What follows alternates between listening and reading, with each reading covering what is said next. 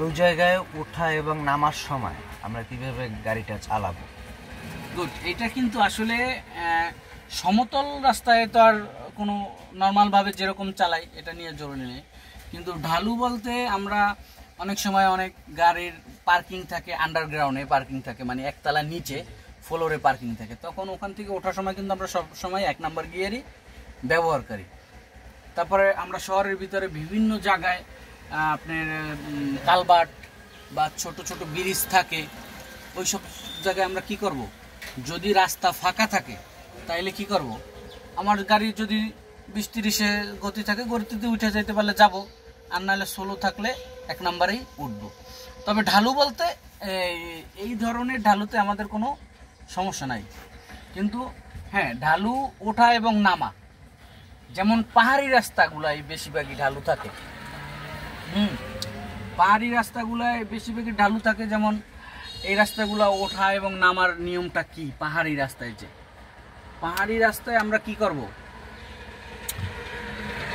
যখন আমরা দেখব ঢালু বেশি পরিমাণে, মনে করেন যে কিছু কিছু পাহাড় আছে আপনার 2-3 কিলো ঢালু, অনেক লম্বা ঢালু না, 3-4 কিলো ঢালু, 5 কিলো, 7 কিলো, 8 কিলো পর্যন্ত বাউন্টি, মানে ঢালু খালি 8 কিলো পর্যন্ত উঠতেই থাকবো। কেমন? 8 কিলো পর্যন্ত উঠতেই থাকবো, আবার 8 কিলো পর্যন্ত নামতেই থাকবো। এরকম বিভিন্ন পাহাড়ি রাস্তা আছে। এখন এই পাহাড়ি রাস্তায় আবার এর ভিতরে আঁকা বাঁকাও আছে, তাইলে এখন কি করব, এখন আমার গাড়ি যদি 1 নাম্বারের পরে 2 নাম্বারে আমি ঢালু পরিস্থিতি বুঝা, মানে ঢালুটা কিরকম পরিমাণে, যদি দেখি যে 2 নাম্বারে আমার গাড়ি উঠতেছে না, তাইলে আমি কি করব, 1 নাম্বারেই উঠতে থাকবো। কেমন? ঢালুর জায়গায়। আর টার্নিং পয়েন্টে তো অবশ্যই স্লো করে 1 নাম্বারে যাব এবং হর্নের ব্যবহার তো করবই। এরপরে আসেন আপনার নামার সময় কি করব।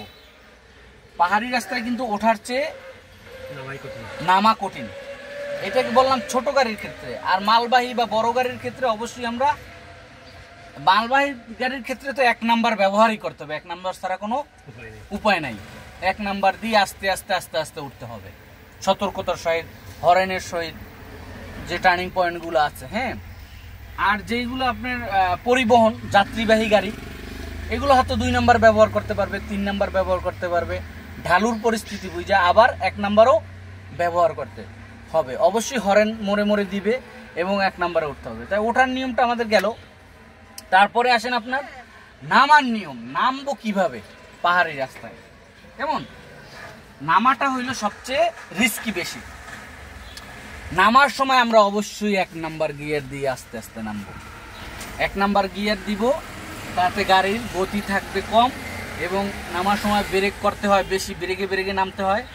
এতে আমার ব্রেকের পাওয়ার সার্কুলেশনটা কাজ করবে ভালো 1 নাম্বারে। হ্যাঁ, আর বড় গাড়ির ক্ষেত্রে অবশ্যই 1 নাম্বার দিয়ে নামতে হবে। হ্যাঁ, ব্রেকে তো থাকতেই হবে, ব্রেকে আস্তে আস্তে নামতে হবে এবং আঁকা বাঁকা জায়গায় স্লো করে হরেন দিয়ে অবশ্যই 1 নাম্বার গিয়ারে আস্তে আস্তে নামতে হবে। আর যদি আমরা গতি বাড়াই দিই বলে, তাহলে ঢালু জায়গাতে আমরা গতি বাড়াই দিতে পারি। গতি বাড়াই দিলে কি ক্ষতি আছে? সামনে যে টার্নিং থাকে ওইখানে আপনি যাই আপনার ব্রেকে কি হবে না, কন্ট্রোল হচ্ছে না, তখন আপনার গাড়ি হয়তো ওই টার্নিং এর সময় পল্লি খাইলো, বা আপনি যাই আর এক গাড়ির সাথে মাইরা দিলেন, স্পিড যদি কন্ট্রোল না করতে পারেন। এই জন্য অবশ্যই আমরা কি করব, 1 নাম্বার গিয়ারে আস্তে আস্তে নামবো। ঠিক আছে? আবার যদি আমরা 2-3 নাম্বার গিয়ারে নামি, বারবার ব্রেক করি বড় গাড়ির ক্ষেত্রে, তখন আমাদের কি হবে, এই যে বুস্টারে হাওয়া যা দিবে, হাওয়ার যে রিজার্ভ ট্যাঙ্কি থাকে, হাওয়াটা আস্তে আস্তে ব্রেক করলে কমে গেলে তখন ব্রেকে কাজ করবে না, তখন নিশ্চয়ই ব্রেক ফেল হইলে আমার কি হবে তা তো বুঝতেই পারতেছেন। তো এই জন্য 1 নাম্বারে নামলে আমার সব কিছু ঠিক থাকবে, হাওয়াও ঠিক থাকবে, ব্রেকও কম চাপতে হবে। হ্যাঁ, তো গাড়িও কন্ট্রোল থাকবে। ইনশাল্লাহ আমরা ধীরে সুস্থে গেলে সেফটি ড্রাইভিংটা আমরা পাহাড়ি রাস্তায় করতে পারবো। ওকে, আসসালামু আলাইকুম ওয়া রাহমাতুল্লাহ।